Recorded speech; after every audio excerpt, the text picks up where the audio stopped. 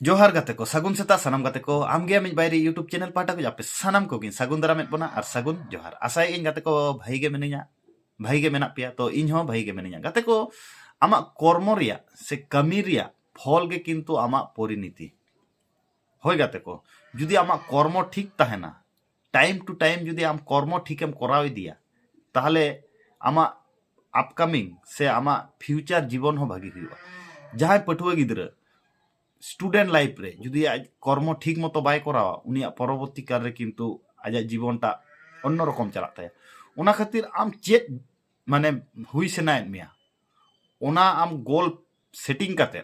ओना चितान रे continuously silently भावे आम वर्क इदी में कर्म इदी में कमी इदी में नेलाम डेफिनेटली सक्सेस दम जामा आम भविष्यत रे चिली बनाव सेनायत मिया से चेत चिका सेनायत मिया ओना प्लान काते ओना चेतान रे आम माने एफर्ट इदी में बांखाय कर्म इदी में बांखाय कमी इदी में नेलाम डेफिनेटली सक्सेस दम जामा आबोरेन पठुआ गिद्रा को नेल हुयुक काना नितो उनको को माने कर्म समय दो उनको दो बहुत आसुकुआ किंतु सक्सेस दो